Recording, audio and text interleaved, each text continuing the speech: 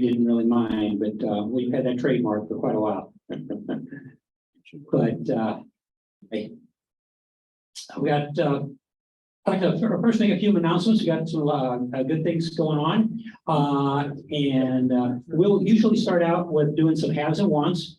And I'm going to start out here. I'm going to let one of our sponsors here, JM Real Estate Capital, say a few words about their services. They are one of our vendors that supports our organization, and they make a trip to come here every month to a live presentation. And I'll let him say a few words, and then we'll open the mic for anybody else that has and wants real estate related. You're looking for something, you got something to sell, you want to make an announcement about you're starting a new business and looking for clients. Thank you. Thank you, Lloyd. It's always a pleasure to be here in St. Louis. I certainly enjoy coming here every month, and I always meet very interesting people. And I can say for sure, if you're new to this organization, you're going to find out it's a great place to network and get a lot of good advice, especially this panel discussion. You'll be able to pick a lot of experienced people's brains, and that's you can't free. You have to pay, except here, right? Okay, so count yourself very fortunate to be among this group tonight. Now, let me say this. A lot of people, when you talk real estate investing right now, are a little bit afraid because what's going to happen tomorrow? The Fed's going to raise the rate. Okay, it's a foregone conclusion. The only question is how much? Is it going to be 0.75 or is it going to be 1? How many basis points is it going up? All right, so we'll find out tomorrow afternoon when Jay Powell delivers the bad news. And that's all you can call it. Okay, so that makes a lot of lenders, traditional lenders, banks, afraid. They keep inching up the criteria. They keep squeezing the requirements to get a loan from a bank. Okay. That tells you that, and that scares a lot of people out of it. Well, let me tell you something how we are, okay? We are not afraid. We are still aggressively lending. You want a real estate loan, you want to do a rehab, you want to buy a piece of land to develop, you want development money, you want to buy rental properties. Great time to buy rental properties because all the people who are priced out of the purchase market, they have to rent, okay? So it's a great time to become a landlord. Any of that stuff. We're here to help you. We are aggressive. We're keeping our rates. They've gone up in the last year, but we have not raised them at all. In fact, we lowered them a month ago. And I don't know if we're going to raise them tomorrow or not, but I'll tell you one thing we did. Well, just last Friday, instead of tightening our credit requirements, we loosened them. We'll take your credit if it's 350. Okay. So I know none of you have that credit, but, but I'm telling you, that's what we're doing. We're saying, we still have confidence in real estate, the real estate market, and the real estate borrower. So please give me a call. Just remember this, 844, we close, and ask for Dave. Would anyone like a business card? Thanks, Lloyd. Okay, thanks, Dave. Okay. So anybody else have any haves and wants? Real estate related? Yeah. Yeah, come on up. I'll bring the mic to you. We halfway. Turn around, look at the camera. So Gil got a zoom. Good evening, Alex with Turner Property Group. I'm actually originally from St. Louis. My wife and I moved to New Orleans several years ago. We've done well in real estate down there on the consulting and management. I've actually managed about 300 rental units. However, we are very, very interested in coming back into the St. Louis market. So I've actually been a member of St. Louis REIA over a year, but this is actually my first meeting I've attended. So I'm looking to network with agents, contractors, whomever, to give and take. So thank you. I hope you guys have a good evening. Okay, thank you. Anybody else? I think I'm going to switch mics here. We have a little static on this one. Anybody else? Where? Oh, I'm sorry. Okay.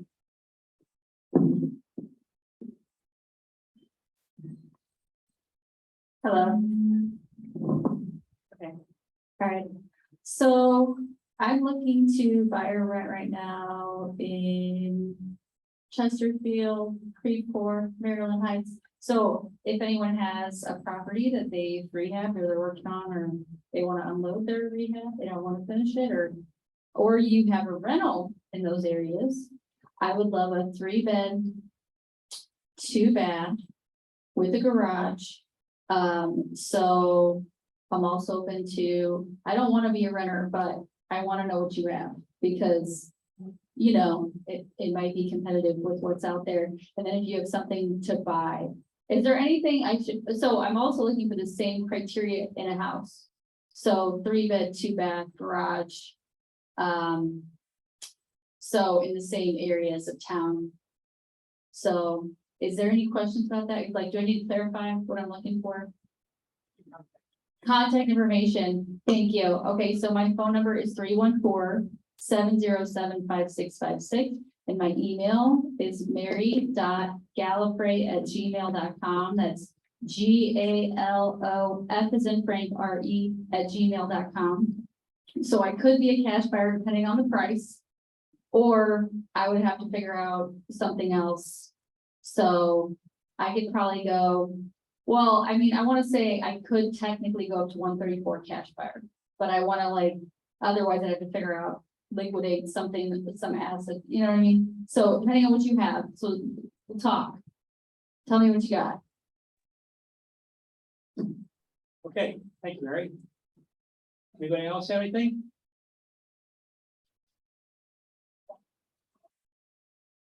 Hey Frank, my name's Frank, I'm a newcomer here. I was a realtor way back in 1986, working on my CCIM, I'm back into the business, multiple flips, a hotel, build a restaurant, did a private residence. I'm looking for a larger investor who's fed up of looking after contractors. I want to help you put your focus back on the ball of finding the deal, making it happen. I look after your subs, I want an equity cut or joint venture cut.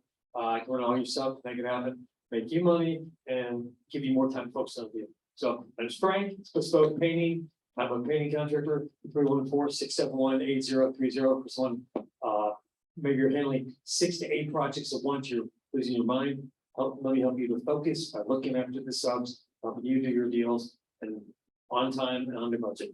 That's my plan. Okay, thank you, Frank. Anybody else? Any hands, any wants? Okay, Marlon, hey. Marlon Clark, I know he's a wholesaler. He's the last wholesaler I bought one from. Like I said, my name is Marlon Clark, I'm a wholesaler. I got a investor that called me today that is doing 1031 exchange and they're looking to buy up to like $5.4 million worth of properties. So if you guys got something you're holding on to or renting that you thought you might want to sell eventually, you can give me a call at 314-292-9077, or you can email me at zmcinvestments@gmail.com. And also, if you are looking for properties, email or call me as well. We always have we kind of talk you into what's your buy box, things like that, so we can try or make it easier to help you find properties. All right, thanks. Okay, thank you, Marlon. Anybody else? Okay. If not, I think we'll get going with our main program here. I'm going to turn a mic. Let's see, I guess we'll use this one for the panel. And I'll let Jim, you got that one turned on? I'll let Mr. Jim Heiser introduce himself. See, Okay. here we go. Okay, ready? Okay. And while he's doing that, I want to have the people that are on the panel come on up and take a seat, and we'll get started. Come on up, people. Come on up. You know you're on the panel. Board members. Okay. Well, my name's Jim Heiser. This is like old school. Just like old school. He did this, I might say, I've been I'm the newbie president. I've been doing it for about 5 years. He was the decade before I was. I can't remember. He ran the thing for more than a decade, probably 2 decades. He just forgot. Yeah, I'm getting so old, but yeah, I started with the group back in my wife and I in 1985 with this group, and started out as treasurer and secretary and vice president. So been involved for a long time, learned quite a bit.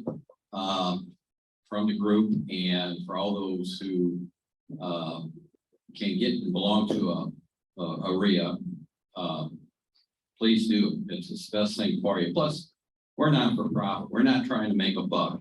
There's a lot of REIAs out there that are just trying to make money. I'm not saying they're all bad, because we're not. There's some good ones out there, but none of the board members get paid. We all do it voluntarily. So you're just going to get our years of experience. The reason we do that is because people did it for us. So back in '85, when I went to my first board meeting, I said, my wife and I said, we don't know a thing about real estate. And about 10 guys and gals threw their cards down there. I was so impressed with that. I never forgot that. So when you think you need help, if you're a member of this group and you've talked to people and you've networked, I know that's a corny word sometimes. Ultimately, what that does for you is you can call up this person or that person, say, I got a problem, with this tenant. How would you handle it? And that's what my wife and I did over the years. And so we surely don't know everything, but we've learned, like everybody else, through the school of hard knocks. But we've averted a lot of things because we talked to other people in this group who had been through it before us. So keep that in mind. If you become a member, stay a member, get involved, and there's a lot of value to being on the board too. Because we get together, we talk about the national speakers or the people who want to come in here and talk, and we learn about them and their history, and we feel, this person or that person will be the best to talk to our group. And so anyway, it's been a great experience. Met a lot of people, and just get involved. So enough of me. Okay, all right, everybody has to smile here. Okay, you got to smile. Okay, so some of these people are already on the board, and others are going to be on the board. And so I'm looking forward to hearing this. So I don't have a good memory because I'm getting old, so I got to read the questions, okay? And now, the other thing is we are going to wait on you people asking questions till we're done with everybody answering the questions. We have already a lot to give them. So we'll run this to about 8:30, then from 8:30 to 9 roughly, we'll let you all ask questions, okay? So that's the way we want to do it, because we got more questions than we have time, okay? But at 8:30, we'll try to cut it off, and then you can ask the questions. Is that fair enough? Is that good? Okay, all right. Okay, so we'll start over here with Lloyd. And I assume that camera, we're on Zoom, why that everybody is being seen on the Zoom, right? We're okay on that? AV guy? All right, good. All right. First question, what have you gotten from being a member of STLREIA? Start with me? Yes, Okay. sir. All right, start with me. I've often said that I don't know that I would still be invested in real estate if it hadn't been for this group. Because I just, real estate investing has always just been a part-time thing for me. I kept my my job. I worked for McDonnell Douglas and the Boeing Company for 38 years. And I enjoyed my job, even though I was having good success at my real estate investing. I've always just thought it as a part-time venture. And but I got a lot of negativity when I used to have multi-families in South City, and around the office I was known as the slumlord. And with all that, and you see what you see these news exposés on landlords that are abusing their tenants and not fixing anything. And I think I would have had enough of that. Would have just said, okay, I want to wash my hands of this. But coming here every month with a group of like-minded people that realize that, yes, this is a way to earn generational wealth if you're so inclined, that most everybody that has established a good amount of wealth has done it. The biggest part of them have gotten there through real estate. And so that's, I attribute, this group is helping me do that. But each one of you say your name and whether you're on the board already and what your position is, or you are going to be on the board. Got to mention that. I'm Lloyd Allender. I am the You're the current president of the board of directors. Okay, Thank you. thanks, Lon. Good evening. My name is Amber Gray. I am also on the board. I don't remember my position, but I'm on the board. General director, we'll take that. Am I supposed to answer the same question? Okay. I have gotten a lot out of it. Obviously the knowledge, any sort of problem that I have experienced over my course of owning real estate, anyone here can probably solve it. Anyone in the room, anyone on Zoom, somebody can help me solve it. I have a, let's see, at this point I have under 10, I'll just say that, under 10 rental properties. They're all doing very well. I haven't taken a loss on any of them. Obviously we are getting over COVID or over COVID. I haven't gone without any of my rents. I have a traveling nurses, or you can call it an Airbnb. So just the diversification. So I personally have gotten a lot of experience and a lot of help. Help is always needed. You can't do it on your own. So instead of going to court with your tenants or whatever the case may be, someone in this room should be able to help you alleviate the problems you're going through. Hi, my name is Jim Choi. I am the current treasurer of the REIA. I just like the networking. I mean, you could both Amber and Lloyd have said, you can ask questions. And what I'll say is, one answer that isn't an answer for everybody. So it's not like you're going to Larry to ask a question all the time. You got a whole room, a whole membership, because what worked for Larry may not work for you. So it's just networking, talk to other people, and get some ideas and figure out what works for you. So that's the biggest thing is, as Amber said and Lloyd said, it's just the people and the knowledge. And if you go to other REIAs, or I haven't seen them lately, but the late night TV shows come here for a free seminar and they just try to sell you more stuff. This REIA doesn't do that. Two, you need education, but you don't have to go spend a lot of money to get education. There's a lot of knowledge in this room, and it's just the good people, just like anything else, do your own due diligence, decide what works for you. But everybody that I've met is happy to help you, at least give you their opinion, and you just have to decide if that's what works for you. So it's just a good atmosphere. It's a good group, and they're all, like I said, I think everybody here wants to help. It's not like, well, I'm not going to tell them my secrets because I want my secrets for myself. I've learned some quote unquote secrets from a lot of people in this room. I've given them up too. So it makes it fun too. So that's my thought. Thank you, Jim. Hi, everyone. My name is James. I'm going to be the new member in this great group. And thank you very much for putting the trust in me. And I'm pretty new.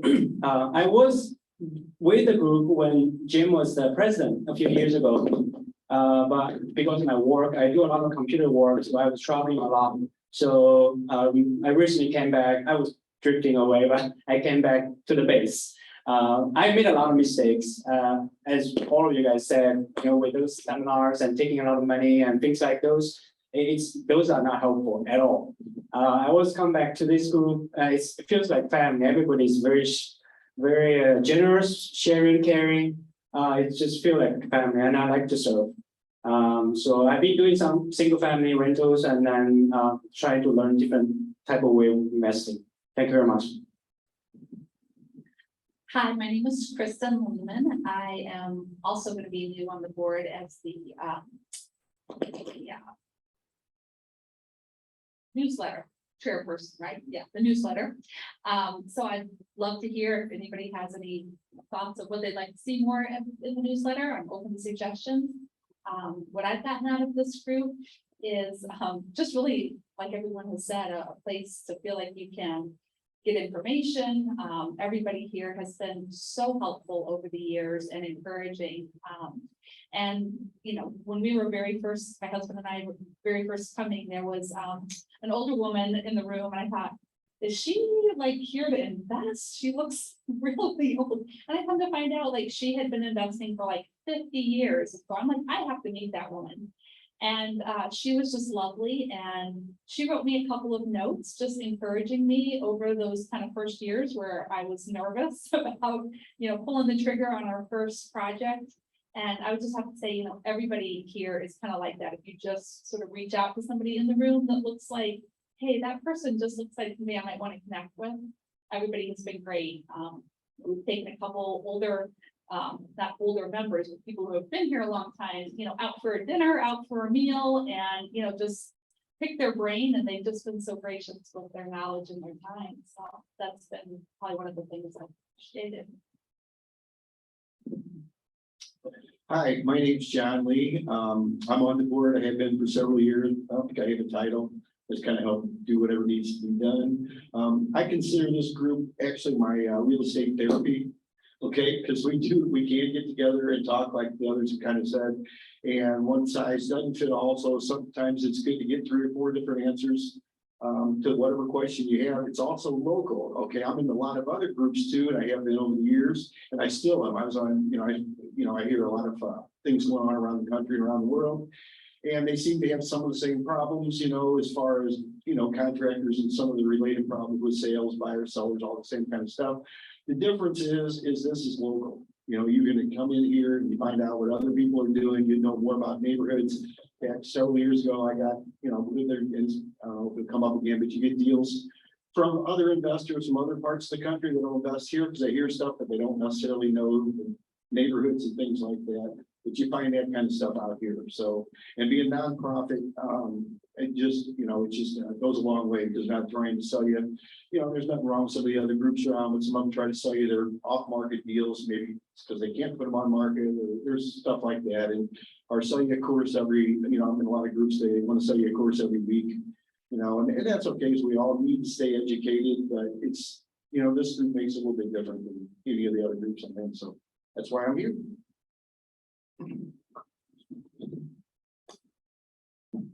Hello, my name's Alex Wheatley, and I've been in the St. Louis market for about 30 years, and for the last 40 years, I have bought and sold single-family homes in 2 different markets, 2 different states, and I just jumped into it and made some mistakes, but I've been fortunate through moving here and joining this group that I've been able to put together some plans to where I have not lost any money on a real estate deal or a investment since I've been affiliated with this group.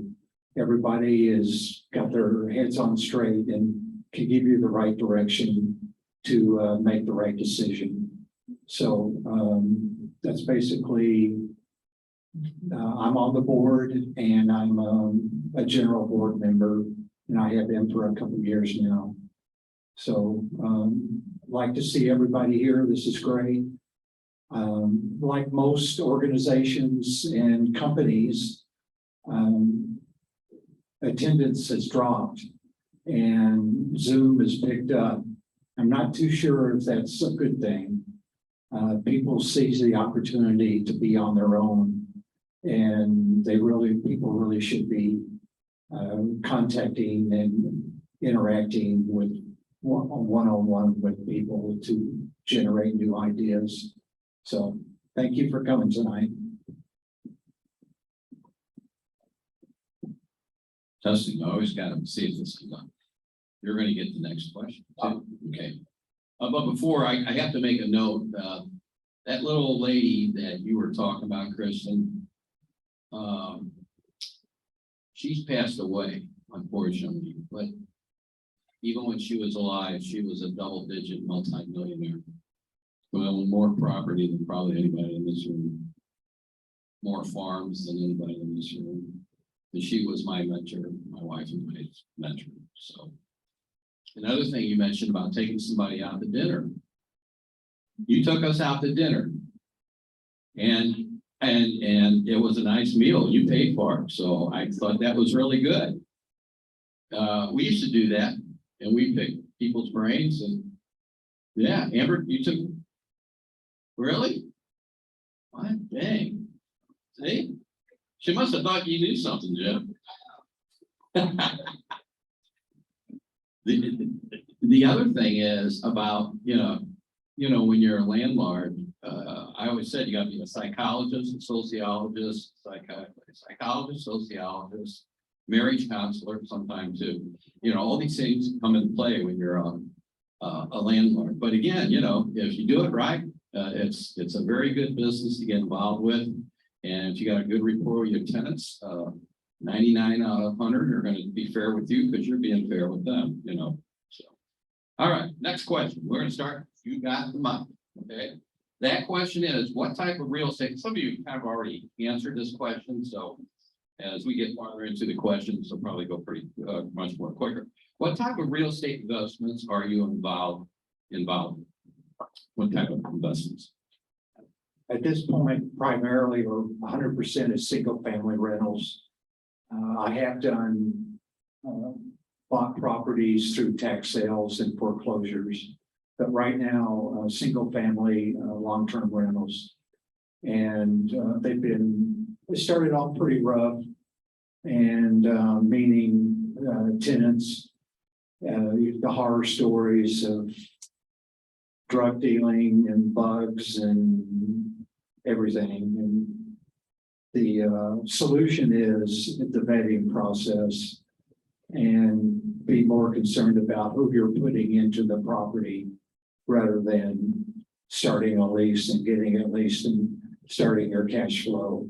Your cash flow is not as important as getting the right person. So.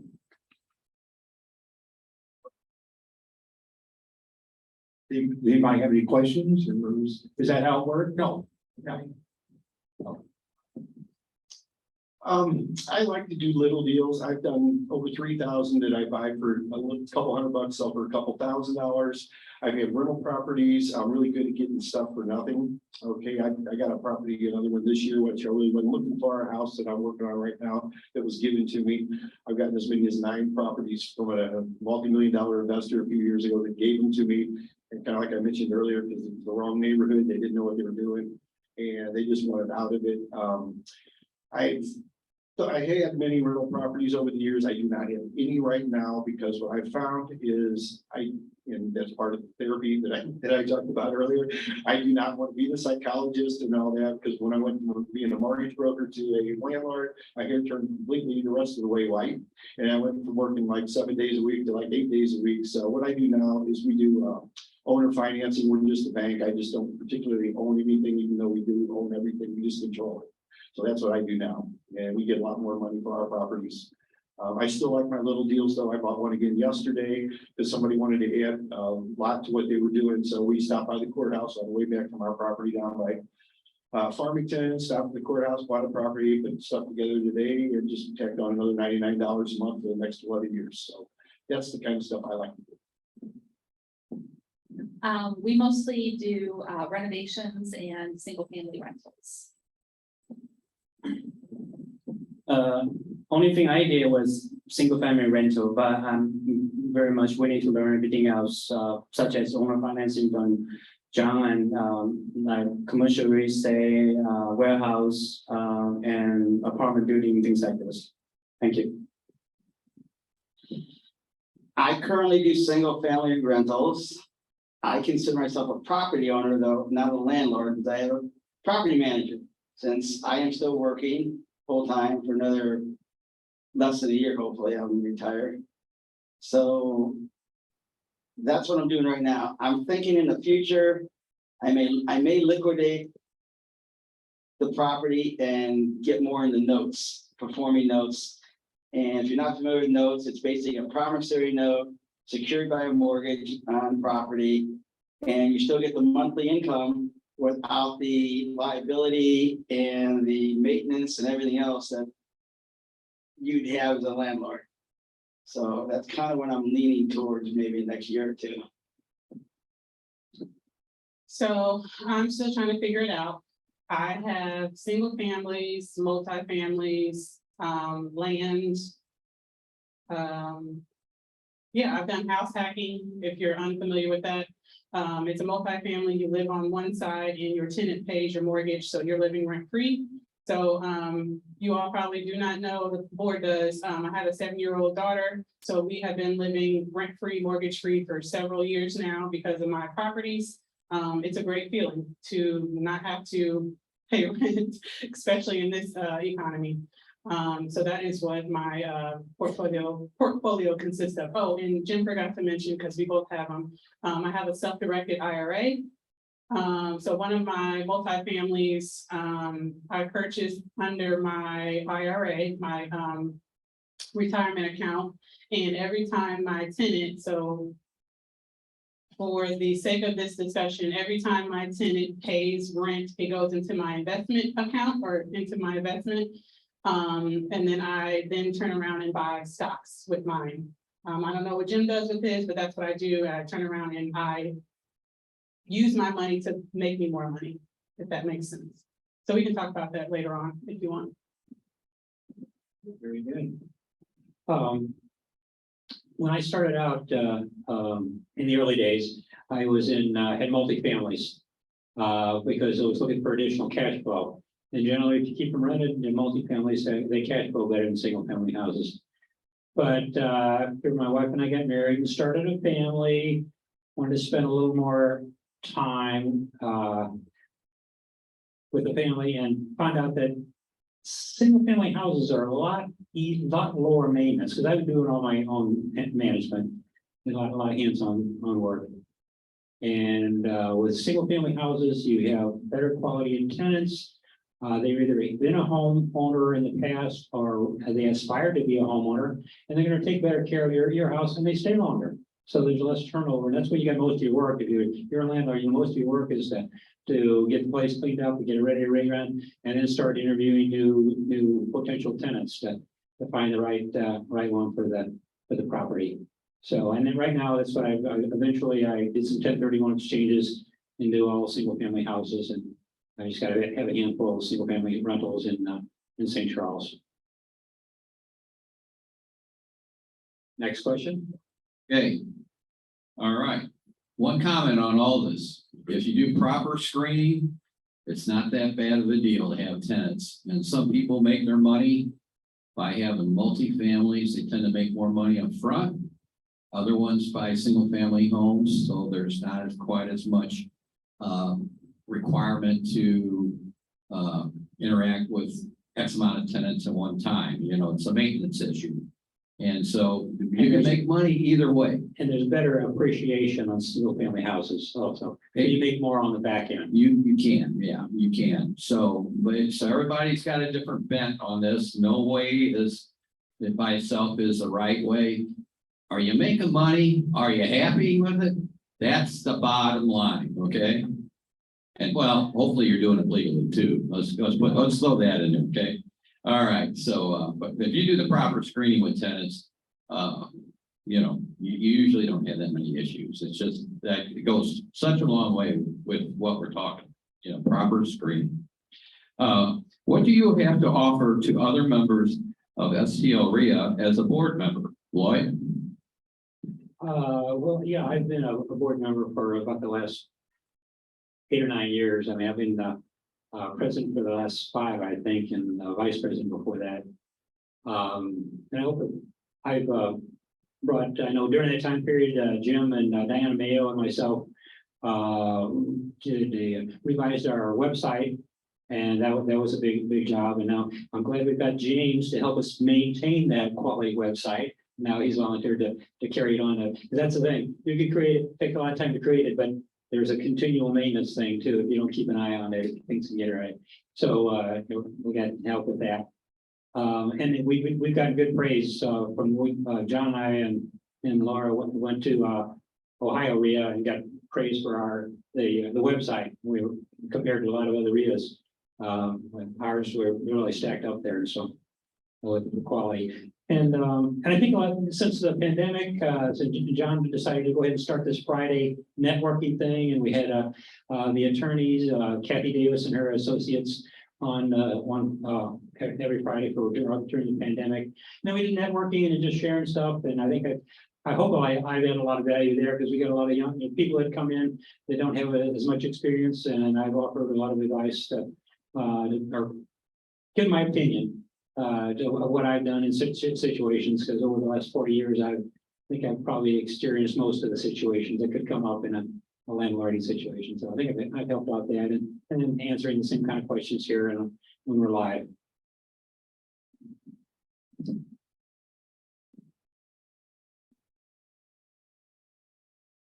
So for me, what do I offer? Diversity. So, I'm a little bit different than anyone else on this panel, and that's intentional. I intentionally joined so we can get different speakers.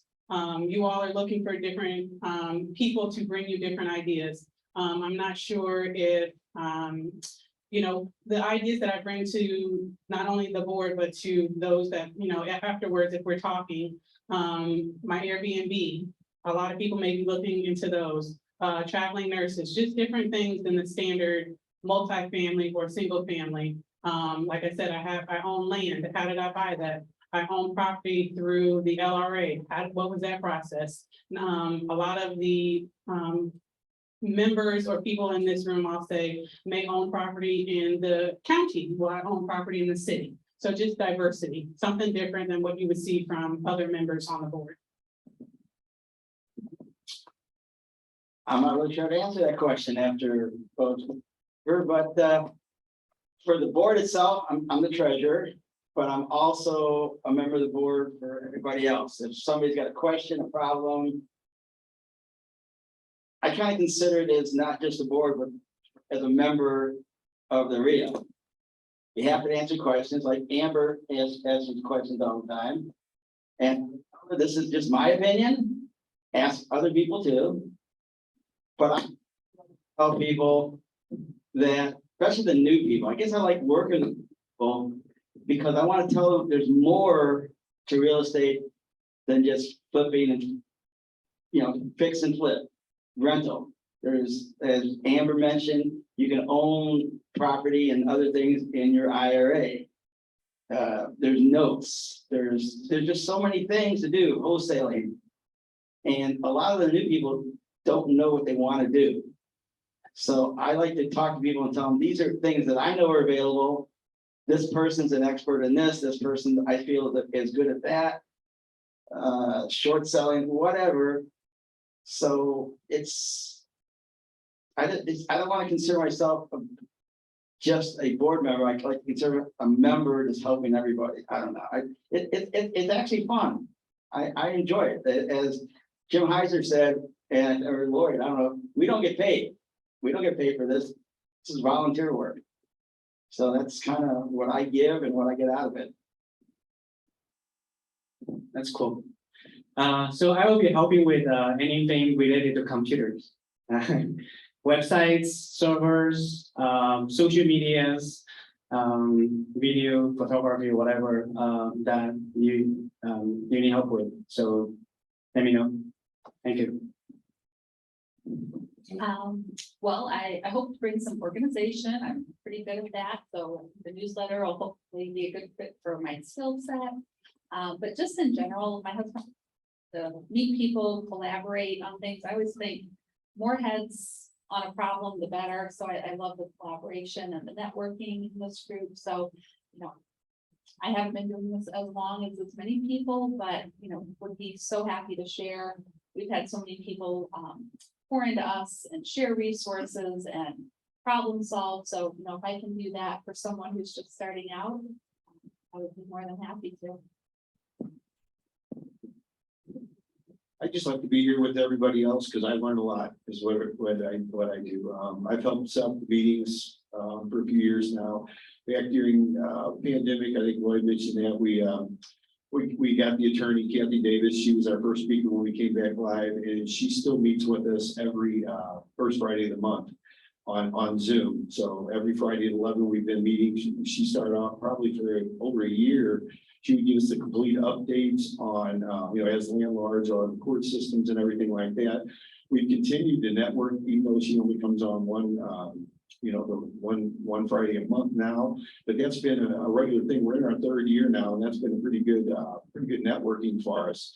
We do have people that tune in globally now. We have people from New Zealand, and we've had people from Australia, from India, from Europe a few times. It's just, you never know who's gonna pop in, but people can come in, they got something to buy, sell, whatever they want. I mean, kind of like our heads and wants that we have here tonight, but you can come on every Friday. It doesn't cost anything. We just set up at 11 o'clock.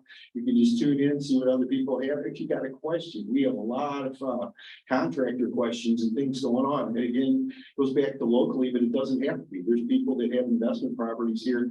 A lot of our members now, they've joined our group because of what we do, because we've expanded on Zoom and some of this stuff with our meetings. We have people now that will watch the replay of this tonight, and some of our members that we have since then will never even set foot in St. Louis probably.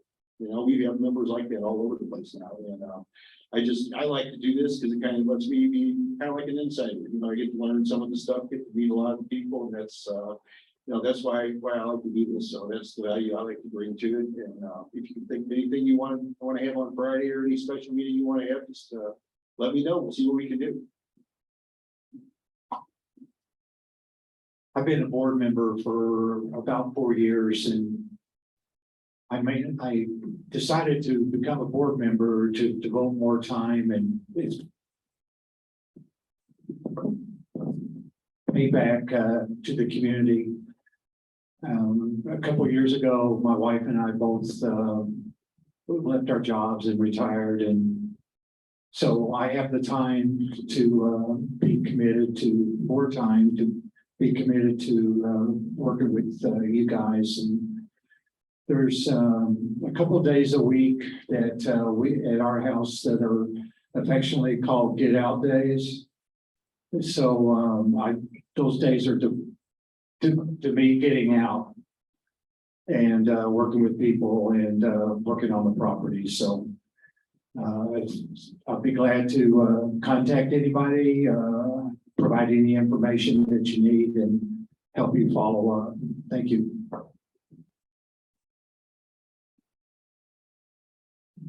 One of the things I'd like to make note of is, Jim, the way you're talking, I want to point to you. We're kind of like a family in a way. I think in so many words, I think that's what you were saying, is that we've been together, this group, a number of us, for such a long time. It's like when I retired, by the way, we got a lot of engineers on this group, or former engineers, him, me, and soon to be him. But biggest thing I regret of retiring was the people I worked with, the deadlines, the budgets. I'm glad I don't have to do that anymore, but the people, I really enjoyed the people I work with. So that's advantage of us as like a family. And the other thing is about the new people. When you're a new person in this group, you don't know what you don't know. I always say that, and a lot of people think that's maybe a dumb statement, but it's so true in the sense that when you're first starting out in this business, there's so much that you need to learn to do it right. And if you learn to do it right, you can make good money, treat people fairly, and you can make a good, living doing real estate. But you got to learn the proper way to do it, because there's people out there that want to take it away from you if you don't, so treat people fairly, do it right, be ethical, honorable, and it'll work out. Okay, next question. And again, some of these are kind of already answering, so it should go a little bit faster. How long have you been an investor, and how did you get started? I bought my first single family home about 40 years ago as a rental in another state, and it worked out great. I bought it as in a government foreclosure, and kept them till we moved here, kept them again, and started all over again. So can't remember the question. Oh, yeah. And then after joining the group, I branched out and did wholesale properties, tax sale properties, resort properties, and it's all through the guidance of interacting with people here at the group.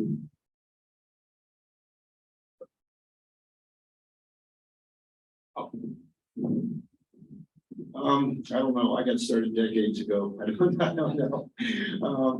I actually got into the mortgage business from an insurance place that I worked at. They started a small mortgage businesses back like in the 90s before this subprime and all that stuff, and I got kind of into that. And one of the things that I learned, well, because I was the new guy, I got everybody that that couldn't get a loan even back then. So what I learned is I started working with investors, and I learned how to do stuff and how to get people how to get loans, and that's really carried over with what I do today. Since then, of course, I took some education. I went out and I don't know if anybody remembers Russ Whitney spent 18 grand in one of his courses. And we went in and did the wholesaling, did some lease options, did all kinds of stuff. And that's how you learn. And the biggest thing I can say is stay educated and just see what people are doing. I always like to say, learn everything, just don't do everything. But like Jim says, you don't know what you don't know until you don't know it. then you know. So that's that's kind of what I did. And what I do now is I just try to make things work. And I think Jim said that, you just make a win-win-win deal. Just go into it where everybody's got to win, especially in negotiations. Somebody does not have to lose in order for it to be a good deal. So that's, I don't see any other way of living myself. It's a way of life. So and being here with all these great people, everybody's here because they want to give, and that's who I want to be around. So my husband and I have been doing this since 2015, so I'm probably one of the newer people, in terms of years of doing this, but like Lori, we kept our day jobs, so we're not doing it full time. So we've done almost between flips and rentals, and some of our rentals we kind of rehab. So about 20 projects since 2015. So we've just kind of kept plugging away, and it's slow and slow, and you kind of get there eventually. I just started a few years ago with a single rental, and just recently, last year or so, started to speed up the process a little bit. I got a son started high school, so wanted to prepare for the college money.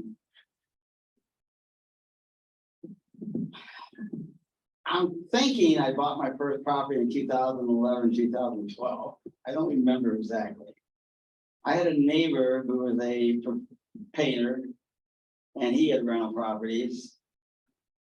So he helped me with my first one.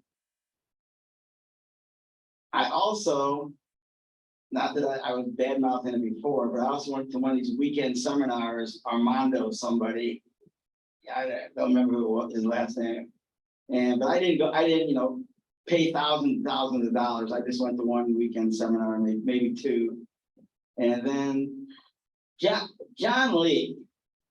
Is that where I met you at? And we started that REIA group over in Collinsville? Okay, yeah, it was one of those. I met John. Well, yeah. So that's how I met John there, and then we went from one REIA to another, and we ended up here. So I belong to a couple. I have belonged to others, but I don't belong to them anymore. So how did I get, how long have I been an investor? So my first investment property I bought, I would say about 15 years ago. So talking to newer investors, or I'll just even say my family, they're always asking, how do I get started? How do I get my first property? Most likely you're sitting on your first property. Rent out, if you have a house now, rent it out. Rent out a room, rent out your basement, whatever. That could be your first investment property. You just have to change your mindset a little bit to not necessarily have to buy. So in my situation, I had purchased a single family home. It was just myself and my daughter. We didn't need that much space. So I downsized us to a multifamily, and that's when we started living mortgage free about 15 years ago. So. Okay, I think I purchased my first rental property in 1976. That was how I got started. I got started by reading a book by the name of Hal Lowry. And well, this is while I was rehabbing my own personal residence. And he talked about how to purchase multifamilies that were a little needing some work, a little rundown, potentially for raising rents, go in and make the improvements and raise the rents and increase the value. And then eventually flip that or turn that into a larger property. But anyway, I started with, and I found 2 duplexes. I had a great realtor that worked with me. I told him what numbers I needed to have. We looked all over St. Charles, couldn't find anything. I said, "Are you willing to go across the river?" I said, "Sure." We're not that far across the river. He found me 2 duplexes in St. Anne, and I purchased those, turned them in 2 years. I did all the just minor cleanup, fix up, raise the rents, and sold them for 50% more than I paid for them. And when I put about 5% down, borrowed the other 5% to come over the 10%, it's probably a gazillion% return on my investment. Basically, I think it was over 900% return on my investment. So that's what got me started. I was familiar with rental property because my parents had rental property, so I figured there must be something to it. But it wasn't until I read Al Lowry's book that I was willing to step out and make the move. Okay, I remember our first, what was it, 1984, my wife and I saw this thing on TV, and we went to a seminar, a 3-day seminar. And in 1984, I think it was $700 a piece. Now, figure out what that money is worth today, okay? And all my friends said we were stupid, we shouldn't do it, why are you doing it? Well, years later, a number of those friends are now investing in real estate, and they got rental property. So it's worth it, you know, it's worth it. One thing I want to mention about John is, John, you forgot to mention about you being involved with on the national scene and even the international scene. I don't think you blew your horn or tooted your horn enough on that. He's very involved with all that. And he brings that dynamic to our organization of just not knowing what we're doing here in little old St. Louis, but also what's happening around the whole nation and even outside of our country when it comes to real estate. So he's a great asset to our group. So thank you, John, in particular. Okay, next question. What do you like about real estate investing? We know you like the money, okay? So you can't just say money. You got to say something else other than just money, although that is important, right? Yeah, sooner or later, we got to make some money on it. But in between all that, okay, Lloyd? Yes, it is about the money. It is an investment. I like real estate because it's something hands-on. I mean, both my grandfathers were Swedish carpenters. My dad was a maintenance man. My older brother is an auto mechanic. And so I've kind of grown up with doing things with my hands. And so fixing up real estate, is something I could relate to, especially since my parents did it. And but I also like when you do those improvements as an investment, you can force the appreciation. You're not dependent on the stock market. You go out and buy a stock for a certain dollar. You hope it's going to increase and it might go up and down. You have more control over the value of the investment by making those improvements and to raise the value, especially in single family homes. And the same with multifamilies. When you make the improvements, raise the rent. Multifamilies, the sale price is based on the income that it generates. So it's the same either way there. So I like everything about real estate investing. There's just not one single thing. I didn't have to be a real estate agent. I could be a wholesaler. I could buy multifamily. I could buy a single family. It's endless possibilities. So I like everything about it. There's just not one box that you have to be put in to excel at real estate investing.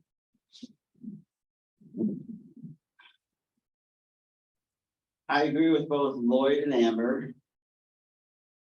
But at the same time, I think everybody does this. We are supplying, especially if we're have single family homes, We're supplying safe, clean places for people to live. And I had the same thing that Lloyd has at work. I'm a slumlord. And I do have a Section 8 property.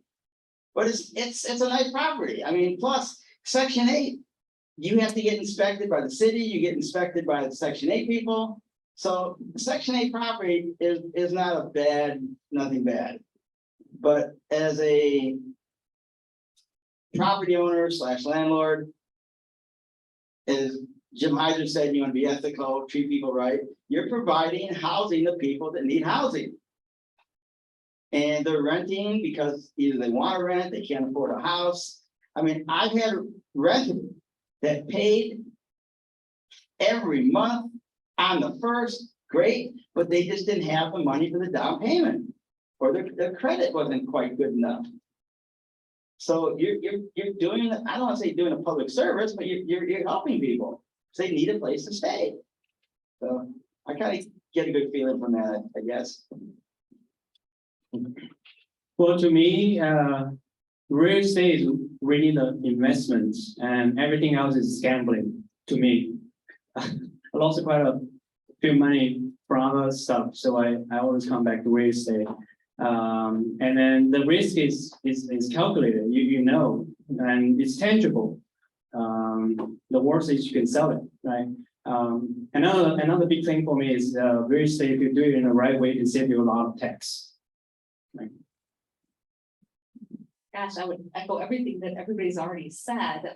One thing that for my family is, you know, we just like doing this as a family. It's kind of a family business. Our son is 14, so, you know, the time he was 6, you know, he's been involved in conversations about what property we're buying, how we're handling things, what we're renovating. And so for me, that's just been really satisfying to kind of do this as a family and to see my son sort of starting to learn about owning a business and running a business. And just, it's kind of changed his thinking, I think. So anyway. I just like everything about it, I guess. I like solving problems, and basically, if real estate, there's never a real estate problem, it's always a people problem. You can figure out what their problem is and solve it. You'll make money, you do it with the right intentions, and the bigger problems you solve, the more money you make. It's about that simple.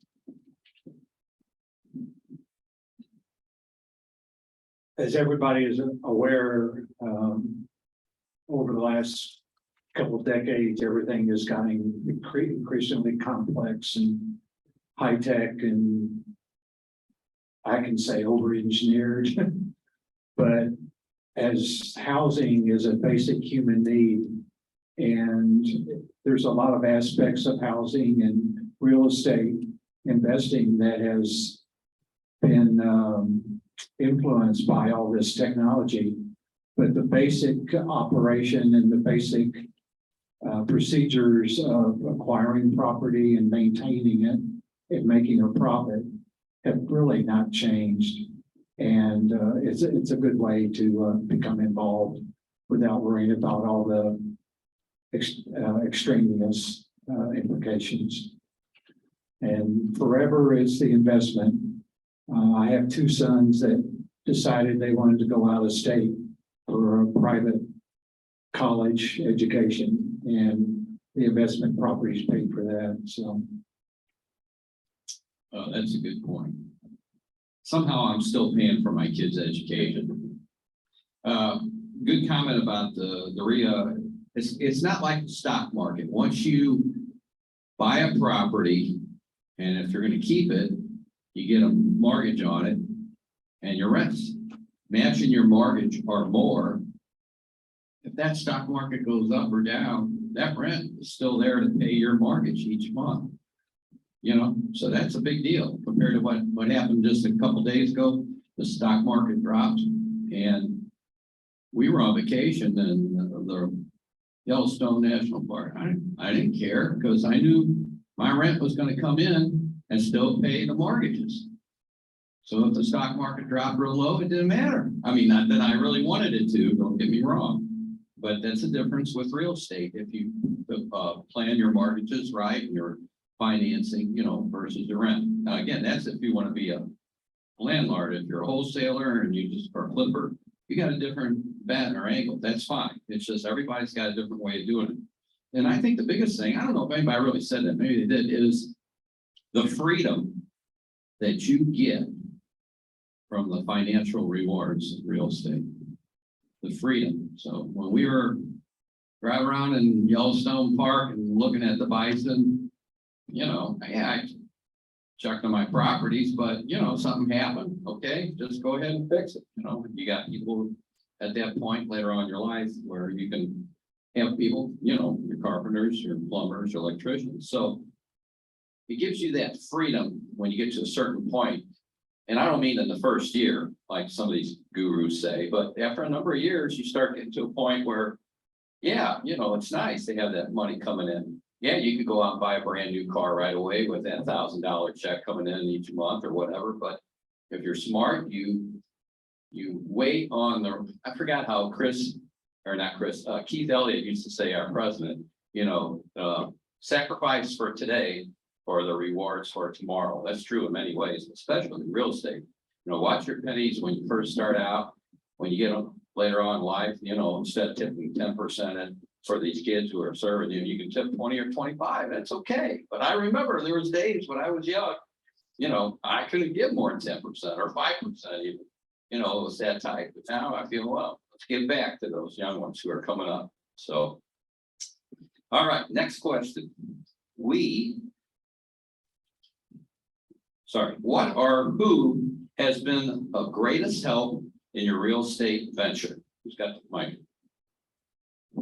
Yeah, who's been your guru, or what did they do that was so beneficial? That one person or whoever that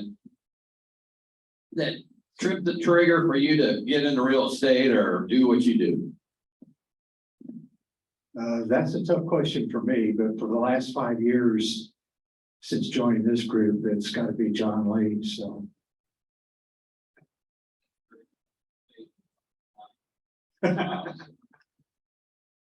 So let's just put them off the table because we know they really helped you the most, but other than your significant other, let's say, okay? Right. So now we got everybody, don't have to worry about what they say. So. No, that's my answer. One person's tough. I would probably have to say Robert Allen, who wrote the original Nothing Down book. I got a lot of strategies from him. That's some of them are a little more complicated than I like to care to do, but I got to beat him. I went ahead and got in, did some education with him. He actually helped me write my first book too, wrote the forward for it. So one of the things I learned from him, though, he was actually my mentor for a long time. But one of the things I did learn is there's other people that you have to learn things from also. So it's really hard to narrow it down to just one person. I have to say him, but as you grow and you grow with other people, and there's a big difference in like a mentor and a coach, which I found out in later years. I pay a lot of money for coaches these days, but they're not like my mentor. And all they tell you what you need to know and what needs to come up, where your mentor doesn't always do that, is what I found. But as far as one person, it would have to be Bob, I would say. Oh, goodness.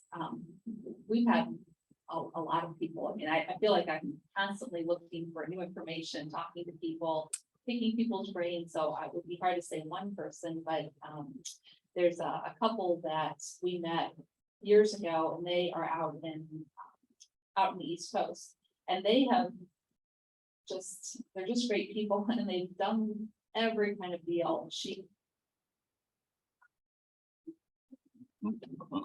She has been somebody that I've just been able to kind of go to with any question, and she's just high energy, and she's always got a solution.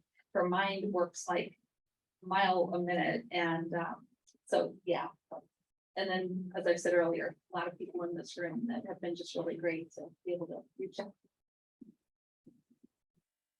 For me, I would say books. The first book I read about real estate is from Robert Kiyosaki about Rich Dad Poor Dad. That's related to real estate, get me interested, and then this group is super helpful. And another thing I learned a lot is YouTube.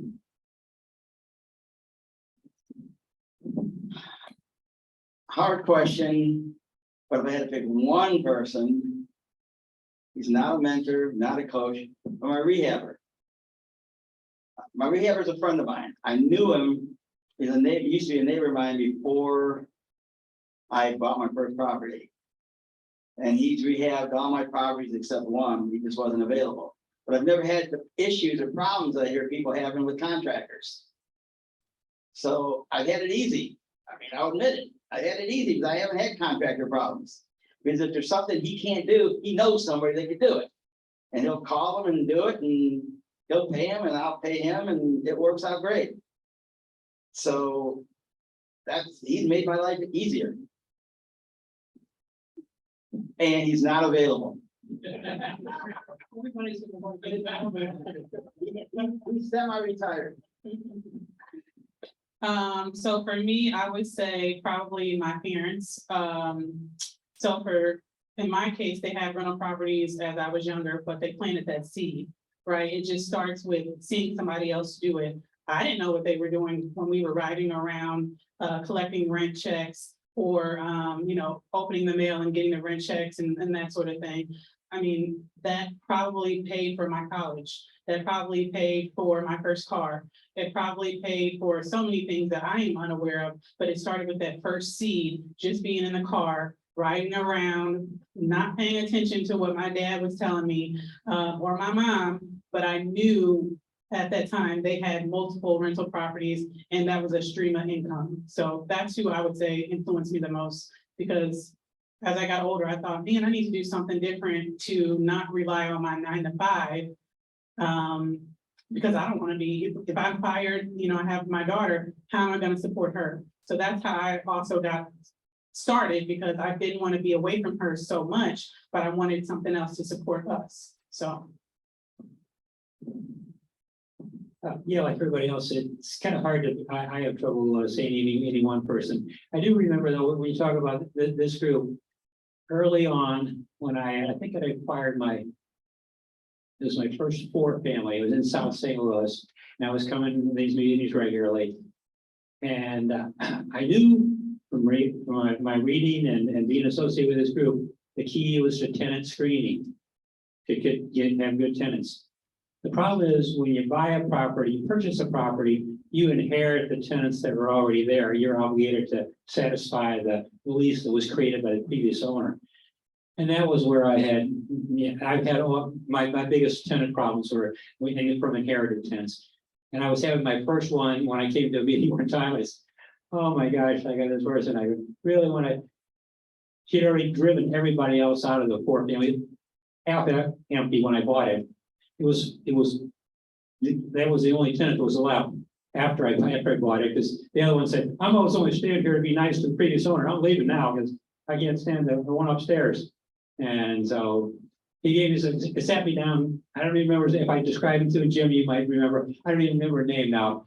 He's long since passed away. But he sat me down. He said, okay, this is what you got. This step number 1, try this. Step number 2, if that doesn't work, here's step number 2. Step number 3, even a 4-step process. I went out that month. Step number 1 is all it took. Within a week after I started applying what the advice I got in here, my tenant problem disappeared. He packed up and moved, and what part of the reason was to say, I'm willing to pay for a truck. And he gave me all kinds of other advice. I can talk about that. That's a whole nother conversation. But that's when I remember that, wow, okay, these people really know something. They've been through it here. They've been through every circumstance.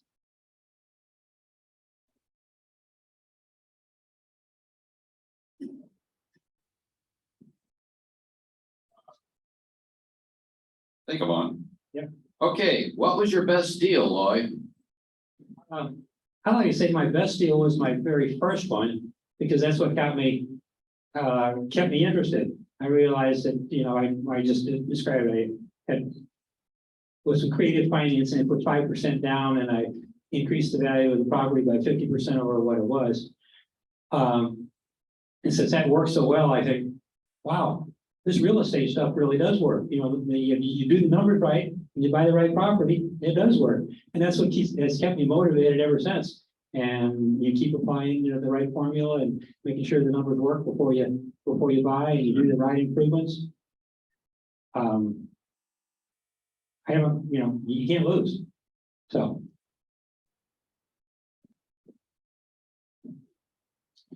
My best deal would be my multifamilies for one reason or another.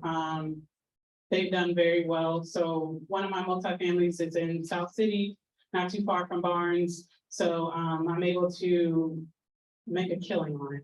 So that's one of my best deals. And then I have another multifamily in Kansas City. That's my self-directed IRA. But again, I stack my money on top of the money. So the rental income that I make, I also put in the stock market and then grow my money that way.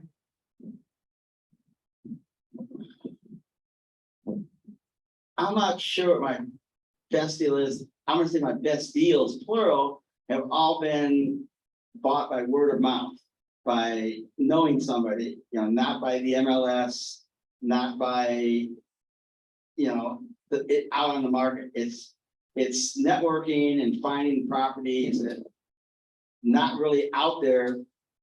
So you get better deals. And so I think my best deals have been ones I just bought word of mouth by talking to somebody. So I know somebody, or I know somebody that knows somebody, things like that. Well, the best deal, I'm still looking for it. Well, maybe it's the one that my parents bought and put my name to it. I'm still learning. Hopefully next one. They've all been good in different ways. I feel like the education, like what we learn on each one, has been pretty invaluable. Just from a money standpoint, probably one of the best ones was, I think it was like our third one.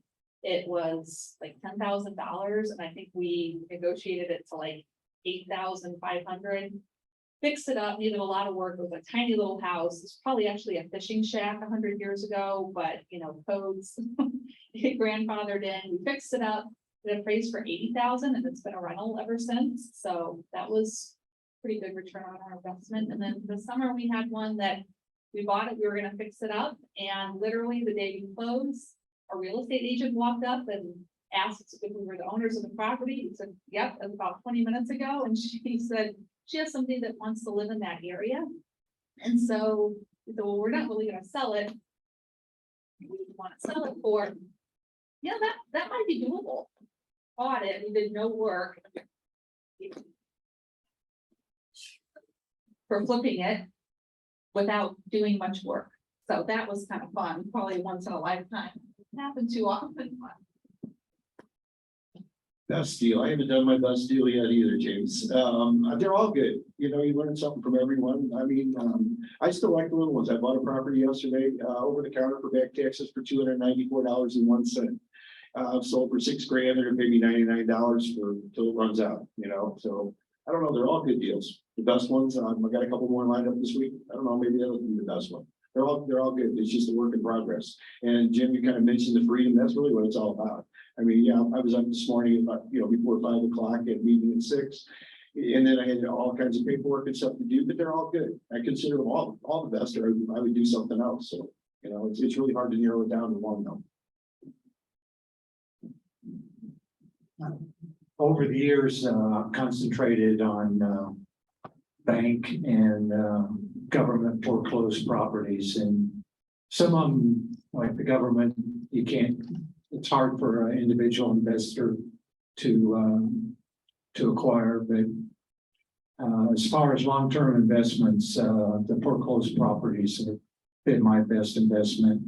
And as far as time and money invested, wholesaling has been had the biggest return. So when I'm looking at houses to purchase and foreclosure, the main criteria is if the house stinks. So my wife used to go with me to look at houses, and she'd run out So, like I said earlier this evening, if it smells money, so.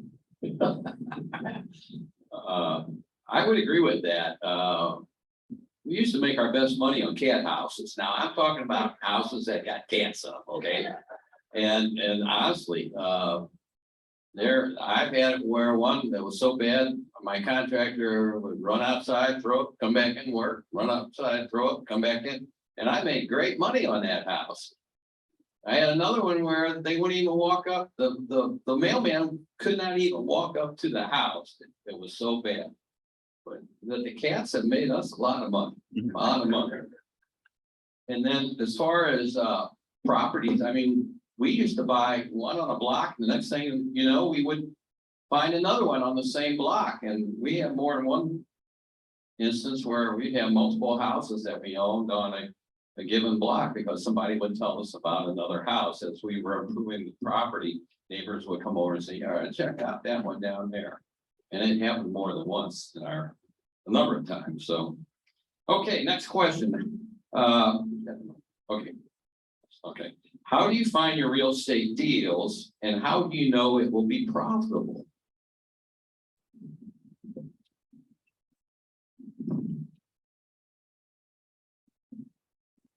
Initially, the deals that there was foreclosed properties, was through a realtor.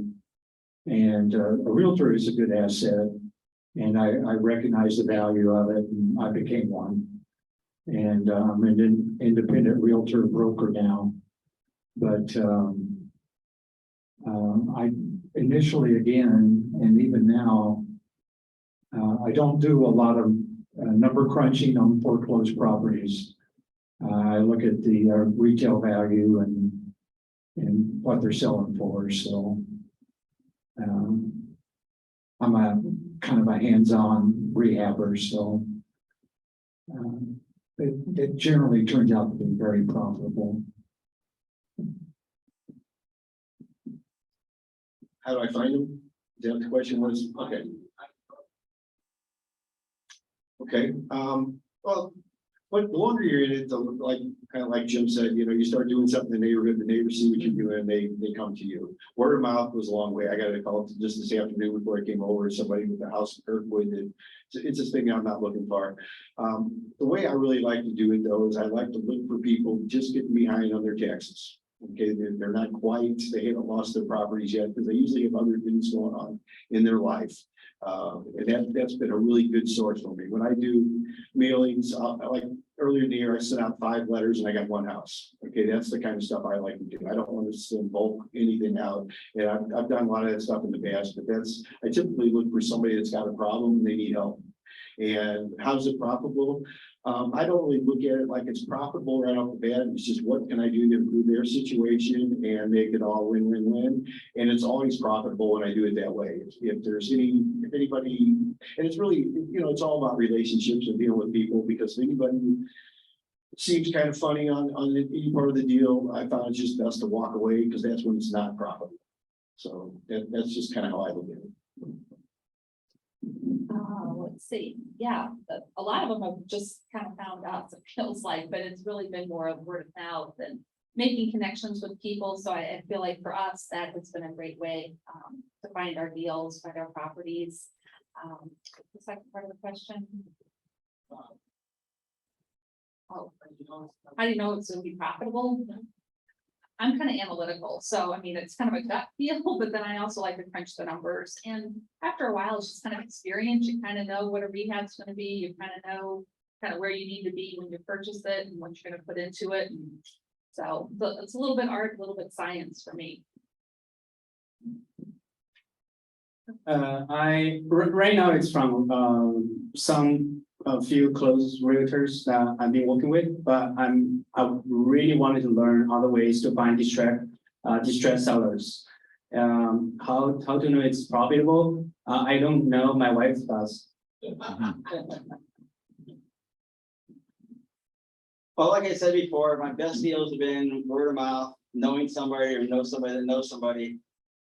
And then I have my rehabber, he can help me with the fix-up costs.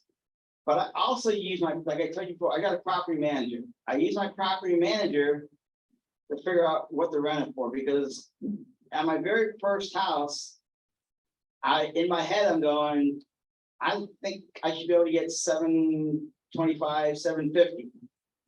So I got with the property manager and she looked at me and said, oh, no, I get you more than that. She had me 925. But she, like, I'm not, she lives this stuff every day.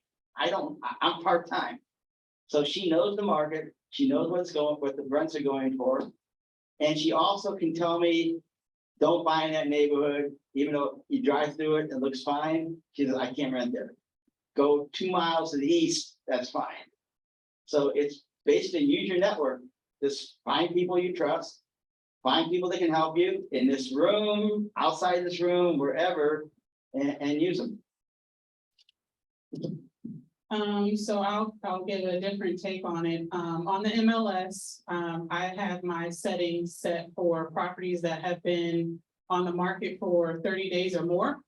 Because cha-ching, those are the people, the sellers who can't get rid of their property for one reason or another. So they're looking to offload. This week, my offer was accepted on a property. In the specific area, houses are going for between 235 to 400. Well, this house was on the market for 90 days. What's wrong with it? So I walk in and not the cat smell, but you can smell water. So they wanted 170 for it. Clearly the roof needs to be repaired as well. I offered them 158 and they accepted. Why? Because it had been on the market for quite some time. The numbers clearly make sense. And they wanted to get rid of it. So you can definitely find that deal on the MLS. You should have, Make sure you're you looking should at have it. got some cats and snuck them in the house. And that's the other piece to it. The actual house is beautiful. There's, I mean, hardwood floors, it's a great house, but the roof needs to be replaced. And so in my offer, I factored that in. And then in the basement, there's some mold. But I also had somebody come through and give me an estimate on the mold. So just do your due diligence. If you want to look through using a realtor, tell them what your criteria is and how you want to find your deal. They are on the MLS or word of mouth. Yeah, through the years, I've used realtors to find a lot of my deals. And I'm still working with an investor-friendly realtor. You don't want to just go through the yellow pages and pick out. They make it, no, they don't, I'm sorry, yellow pages don't exist anymore. But you need to find an investor-friendly realtor. And also right now, I'm on a lot of wholesalers lists. Like I said, Marlon Clark was on his list, and he brought me I did a deal several years ago. But when I was in my last big acquisition, I'm not really buying a lot right now. 2009, 2010, 2011, 2012. Yeah, I had a realtor that dealt with a lot of foreclosures. The banks were offloading their foreclosures and they were making reasonable offers. I was looking for, my minimum was 3-bedroom, 2-bath. And I started making a lot of offers on those foreclosures. A lot of those were first-time home buyers that were in there, and I would get outbid by the first-time home buyers. So I raised my notch a little bit because I had some funding available to buy 4-bedroom, 2.5-bath houses. And there wasn't near as much competition in the foreclosures there. And I acquired a number of 4-bedroom, 2.5-bath houses that have really increased in value a lot in the last 10 years.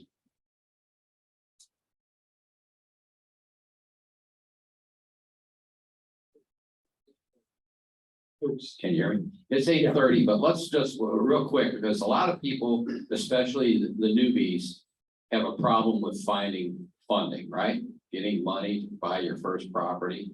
So let's answer that question very quickly, and then we'll open it up to general questions. Where do you get your funding? Where to get my funding? Well, I mentioned my very first deal. I think the minimum required was 10% down back in those days. I didn't quite have 10% when this realtor bought me this deal for 2 duplexes. I was looking for one. He bought me this deal for 2 right next to each other. So I got to go with some more money. So I borrowed the other half of the down payment from my brother. and, got the deal closed. Of course, he wanted to hold a mortgage on the house I was rehabbing, just in case, you know. Yeah, I love you, brother, right? But, anyway, that was how I got funded my first deal. But after that one, once I got a stalish and I've had properties long enough, I took out a line of credit with a local bank in St. Charles County, based on 2 houses I had free and clear. They gave me a $200,000 line of credit that I could just make an offer on a foreclosure and write a $200,000 check and buy it cash, rehab it. And then once it was rehabbed and I had it rented, right before I rented it, they sent an appraiser through, they appraised it, and they lent me 80% of the value. I got all my money back. In fact, one of them, I got my line of credit paid off. I mean, at closing, my agent said, "We got an extra $3,500 here. Is it okay if we just deposit that to your savings, your checking account?" That's fine. So for me, I find my funding, I've lived in my properties, not all of them. My property in Kansas City, I pulled out of my my retirement account. So I did purchase a property using my retirement account. I will caution, if you don't have the discipline to do it, don't do it. Don't pull out of your retirement if you cannot pay yourself back. There's so many people who cannot do it, run into an issue, whatever the case is. I was very disciplined, and I paid that property back within less than 2 years. So you can do it. But other than that, I live in my property, so I only have to put 3.5% down, only have to live in it for a year, and then you can do what you want with it. For my first property, I just borrowed it, not quite the same as Amber, but I borrowed it from my 401k. So my employer paid me back, they took it out of my check, each paycheck, so that made it fairly easy. So that was good. So not only did I be able to borrow the money, I paid myself, I think, 3.5% interest when I paid myself back. But for people in this room, there are people in this REIA that will loan you the money. The money's available. That's not an excuse. I don't want to mention names. I'll mention David Randolph. He's a hard money lender, gentleman, Dave or whatever. But he's not there now. But people in this REIA that will loan you them, do your own due diligence. The interest rate will be high, but you're still going to make a profit, and you hopefully will learn a lot for a new person. So the high interest rate is worth it if you do it right. I would say line of credit and private lenders, similar. We used hard money for our very first one. We joint ventured on a couple, so had a gap funder. We came with equity. They came with the rehab costs. And now we have a line of credit on some of our properties that are paid off. But we just really looked hard to find a small local bank that, you know, was investor friendly. And so we knocked on a lot of doors, and now we, you know, have 2 good banks that have been really great with us. They took us out for dinner, actually. So that was fun. I've done things all kinds of different ways. You know, hard money, some of that I did just to do it because I took courses on it. I wanted to see how it worked. But that's some of the most expensive money. The local banks, like you just said, Chris, and that's what I found over the years. And the reason I found them many years ago is because they would loan lesser amounts of money, because at the time nobody was loaning under like $50,000, and I really didn't want to borrow that much because some of the houses were, you know, 25, 28,000, and you know we had to put 20% down. But the whole thing with dealing with the smaller local banks, one that just maybe has 10 or 15 or 20 branches, something like that, a regional bank. Once you get a track record with them, and this is what happened to us, and then they didn't even care. They just, once they see how you operate, I could just pick up the phone and call them. They say anything you want, the money will be there. So they'd give me their, you know, proof of funds letter, whatever we needed on the spot, you know, if that's what I needed to tie up the property. And that just worked out so much better. I've done things a lot of different ways with bigger banks and everything too, but the local banks is the best. And I think Jim mentioned, there's plenty of money out there. The biggest thing, especially for new people, is you want to become the deal finder. You want to be a deal hunter, because there's always money for a deal. Always. That's all I can say about the money. The initial investments that I made was as a result of funding from friends and family. And then over the years, through sale and buildup of equity, we're pretty much self-funding now, so.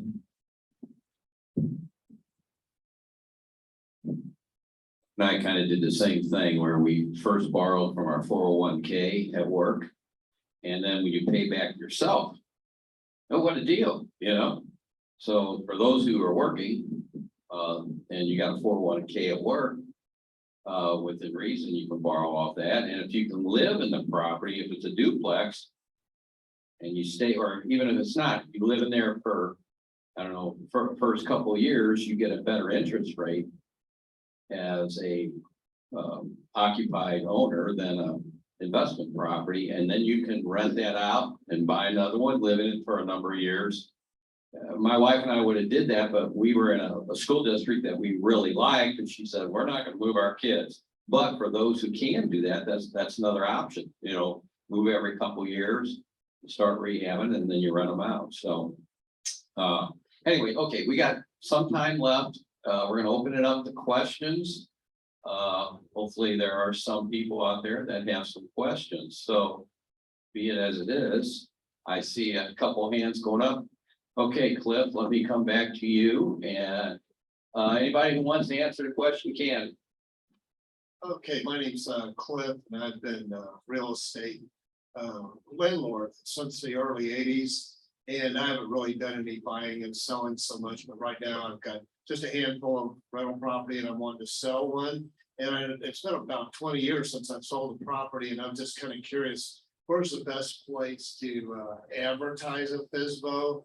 And the second part of that would be, you know, where can I get a seller's contract? Who would like to answer that question? I know we use SG Adams one, the one-page one that we had for years to buy and sell property. It's just one page, you know. But I don't know if SG Adams is even around anymore. I don't think they are. About 30 years ago, they stopped. But who? Well, go ahead. Oh. Well, Office Depot, well, they got some contracts, but there's also a lot of websites too, Legal Zoom, what's some other ones, US Legal, US Legal is another one, or Legal Zoom has contracts, and you can get those, for the buyers, probably the buyer's contract or something. Of course, US Legal is a really good source. As far as advertising, I advertise my rentals on Zoom, and I think I advertised the last one I sold on Zoom too before I went to the realtor. Here. Yeah, if you got a good cash flowing rental. Yeah, I'm sorry, I should have passed the mic to you during our heads and wants. It's in St. Charles. Turn around, you got a lady right behind you that's interested. Market value, it's not going to be probably around 3. All right. Yeah, I mean, you can advertise it here. You can put it on, what was it? Zillow. I mean, or if you just want to, you can list it with a realtor and Craigslist. Okay.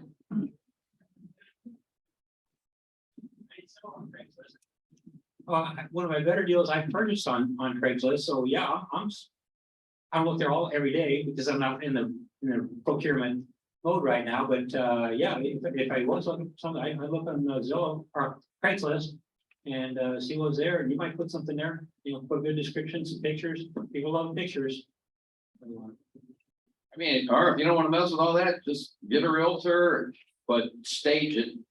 We stage all our rentals. So when we're selling, we always stage. It's worth the money to do it. Hey. Or sell it with a tenant in place. Yes, if it's a rental, I mean. Oh, okay, hang on, let me run back here. Hold on.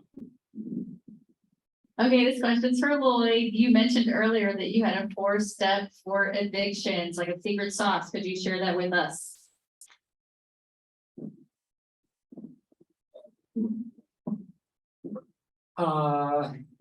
Well, I think, trying to remember all that. I just remember step number 1 worked. I didn't need to worry about the others. But step number 1 was, explain how willing I was. Well, the situation, I kind of explained it. I was planning on doing just it was a 4-family. I was gonna renovate one half of it. But then the third one left and, no, golly, you know what I'm gonna do? And, so there was only one left, so I thought, okay, it'd be simpler if I renovate them all at once and get a contractor and buy my, materials bulk. Because I was gonna do the kitchens and bathrooms. So I explained the situation to her that I really needed her to leave. I even, I had printed out, at that time, the classified ads in the Post-Dispatch was the marketplace for rentals and things. So I go through the classified ads, circled all of them, and I put it in her door. And she wouldn't come to the door, so I just talked to her. Hey, I got something here for you. You say you can't find a place. There's a lot of places right here in the neighborhood you can rent for. And let me know. I'll get you a truck. And in fact, you give me the name of 2 guys that help move, and they'll send the truck out. And they'll, in fact, I think part of the reason why, okay, if that didn't work, he had these 2 guys I could call that had a truck. And they would come out and we say, okay, they'll be here on Saturday.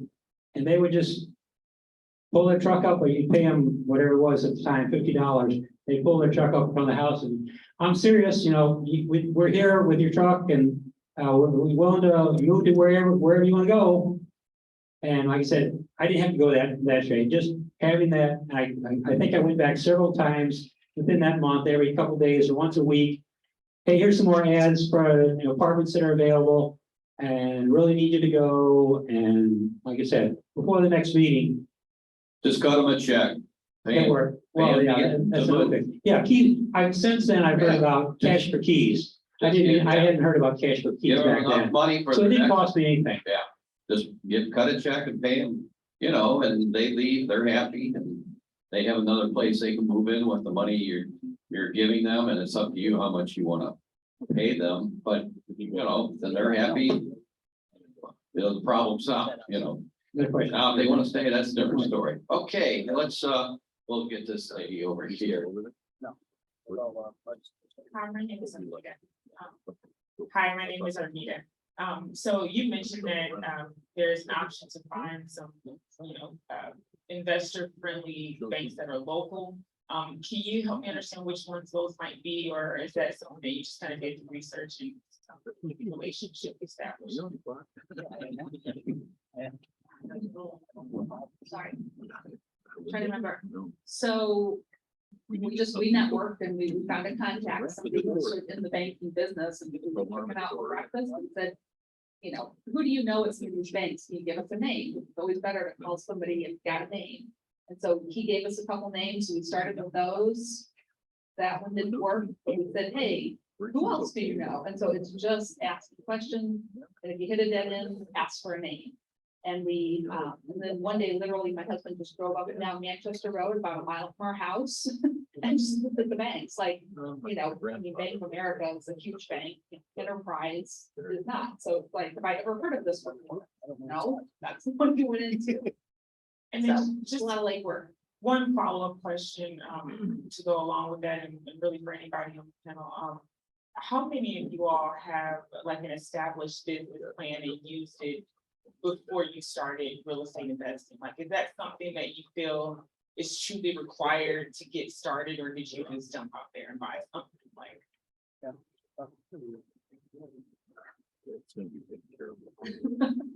I'm a little bit like, it has to be in order, so that's kind of what we did. We made sure our business infrastructure was kind of set up for where we thought we were wanting to go. Tried to really understand that part of it, but I think there's probably 10 different ways. If you ask 10 people, you'll probably get 8 different answers about, do you jump first and then set it up, or do you get it all set up before you do your first?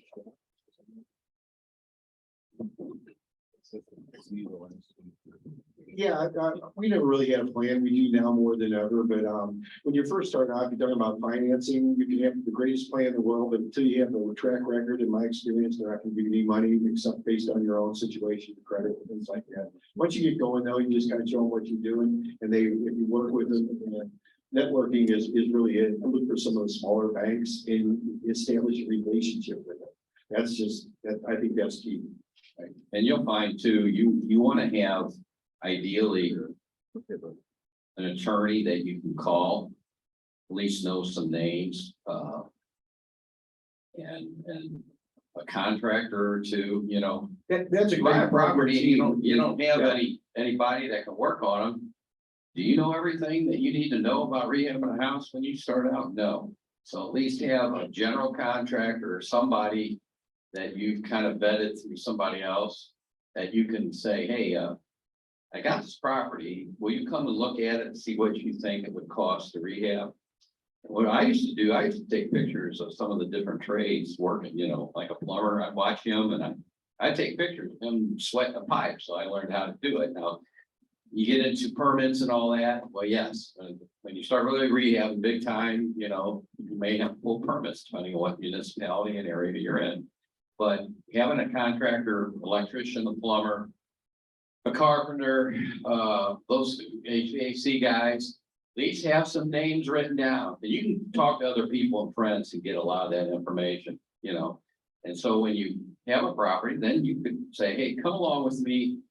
I'll buy your breakfast, you know, or I'll buy your dinner, or I'll just pay you whatever, just to come out and take a look at it before I buy it, you know, to make sure you don't get stung. Because when you start out, you're not gonna know, you don't know anything yet about fixing up and how much it costs. Plus, whatever you think it's gonna cost, 50% more, at least, a lot of times, until, you know, we've been doing it for 40 years, I still mess up, but if you buy them up low enough, you still make a profit. But the point is, you don't learn that stuff overnight, you know, when you watch these things on TV, it shows, you know, people rehabbing. They don't show you all the stuff that goes into the electrical or anything that goes into the real plumbing, the guts. They show you about what color tile they're going to put on the wall or the color of the floor. There's a lot more to it than that. That's the reality of rehab. You know, and the cost of foundation repair. When you have a water problem with the basement, they don't show you that kind of stuff usually. Well, that could be $10,000, $20,000, $30,000 pop right off the bat. You know, versus what color tile you're going to put on the wall, you know, or the color of the bedroom. You know, so, okay, question. Oh. For those of you that have done the rehab work, what I'm looking for is a template for a scope of work, so that everything is spelled out in a, you know, in a minute detail. And I'm wondering if you have any suggestions for where I can find that.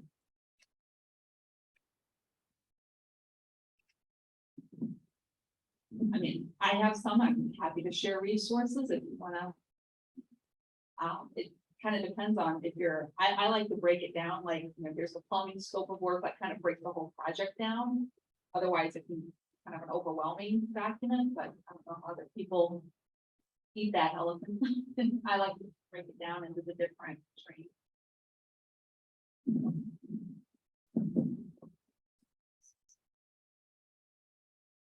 Good for you, because I sure don't have one.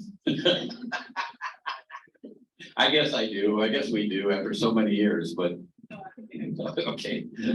No, that's an important question. So I actually have 3 questions. One for Amber. What is traveling nurses you mentioned? And then for Jim, you mentioned notes. Can you give us a quick explanation of how that works? And then this gentleman here, I didn't get your name, but it sounds like you did a tax lien deal recently. Is that what it was, or tax sale? This gentleman, yeah. Can you explain how that works real quick? You guys start here. All right. So traveling nurses, I use a website that nurses, I mean, especially during COVID, they go all over the US. probably outside of the US too, but, specifically in the United States. My place is furnished, and so I pay all of the utilities, and I furnish, it's a 2-bedroom, 1 bath. And, because it's furnished, you're able to make 2 to 3 times more than what you would normally make on a rental. So that's why I do traveling nurses. My niece was making $200 an hour as a traveling nurse. They make great money. They great, It could be doctor. yeah, well, yeah, it could be, yeah. Yeah, What is it? it's called Furnish. It's called furnishfinder.com, so that is where I list my property. But yes, it can be a nurse, it could be, I think there's students on there as well. So if they are traveling to another city and they just want to have a home to stay in instead of bringing their own furniture, if they're there for an internship or something of that nature, they utilize that website. But yeah, it can be on the downturn. If no one's in my property, I also list it on Airbnb because it's furnished, so. I was talking to a guy, when we were down in Florida a while back. He was a traveling nurse, and during the height of COVID, he was working a lot of overtime, but he said, I made $400,000 in 1 year as a traveling nurse. And I believe him. Yeah, so last month's meeting, I met some traveling nurses and they gave me another website to go on to see just how much nurses are making in our area. You can put your address or where you're potentially going to move. And the nurses at Barnes were making $3 grand a week. So just say that. Yeah, that is a good thing. They're working blue on collar. They're always working. I never have any issues. The only issue I have is their dog, because they usually travel with dogs. Sometimes they don't clean up after the dog. Sometimes the dog barks, whatever. I'll take it because of the money, so.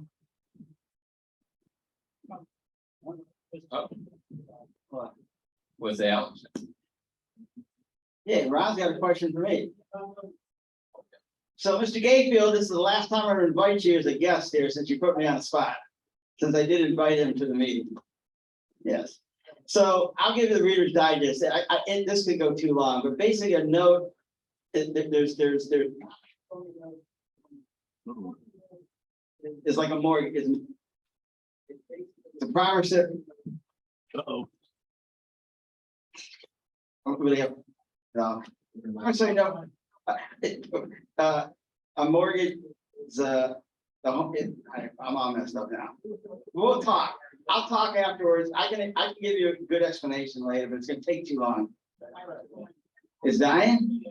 What was the third question, sir? About taxes. Who was gonna answer that one? Tax liens? Tax deal? Well, property for taxes, there's a couple different strategies.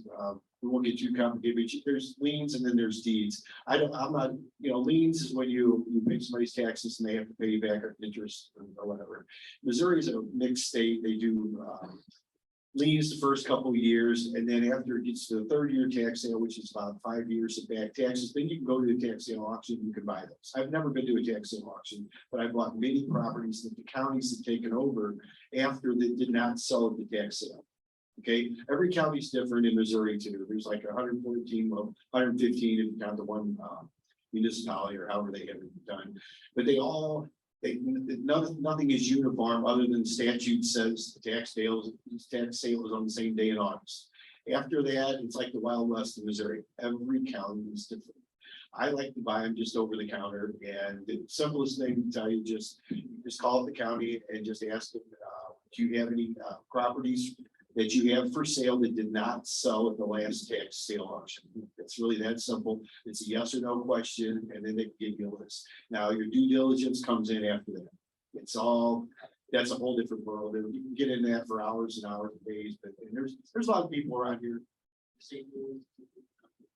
This man is really involved with this. So once again, there's a lot of wealth and knowledge in this group for everybody. We only have a few minutes left. Hey, just a brief shout out, Bigger Pockets Podcast. You sign up for YouTube Premium, you download the videos, you hear them, you can watch them later. They'll do walkthrough, they have supporting documents below. David Green, Brandon Turner, a ton of amazing stuff. You don't have to be afraid of nothing. There's deals out there, it's just quite formulaic. It's like oxygen, reassuring. It's 24/7 and you're dealing with it with millionaires, you guys are going to, but 24/7. And you cleanse.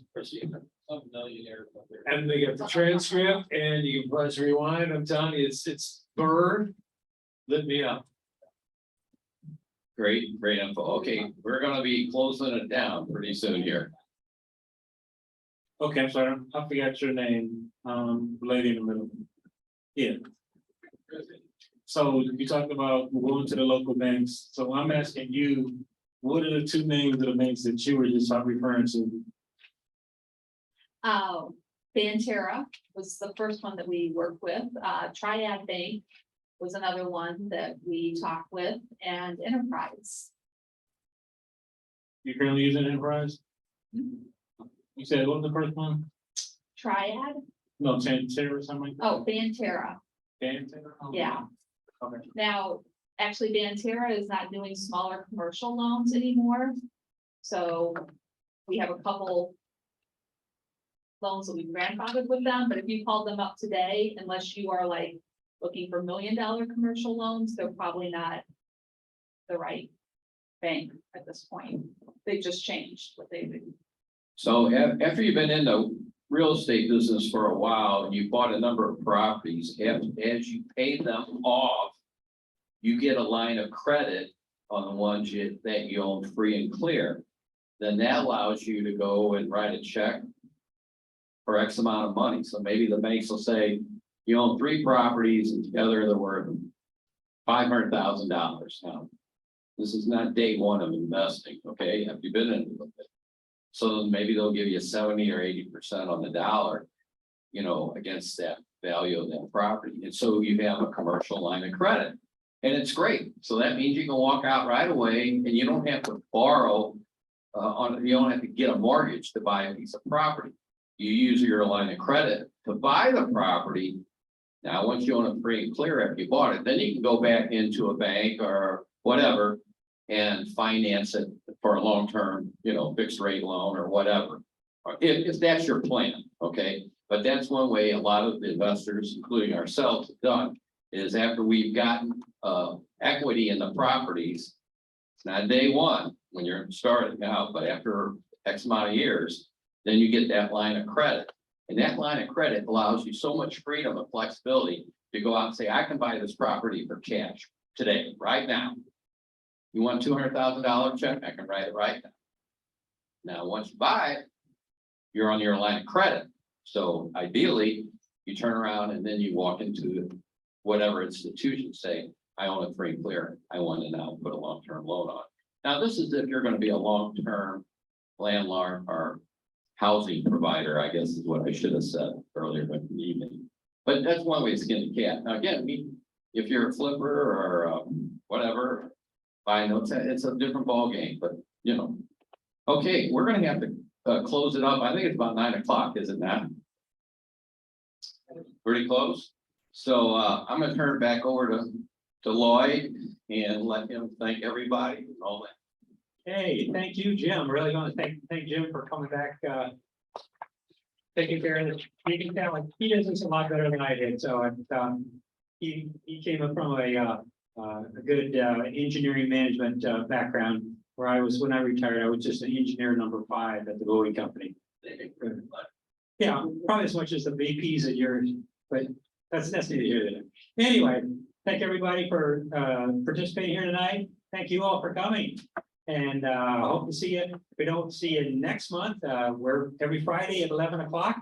We're on Zoom. You can find us on our, there's a link to it on our website. If you're on a mailing list, you should get it in your inbox, or join us on Meetup. I post those are posted on Meetup too, along with all these meetings.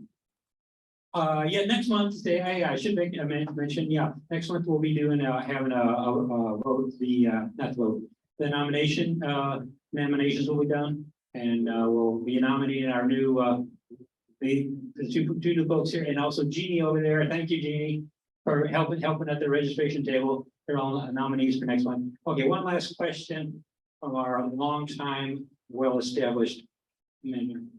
It's just an announcement for anybody that may be interested. This weekend is the St. Charles Home Show at the Convention Center.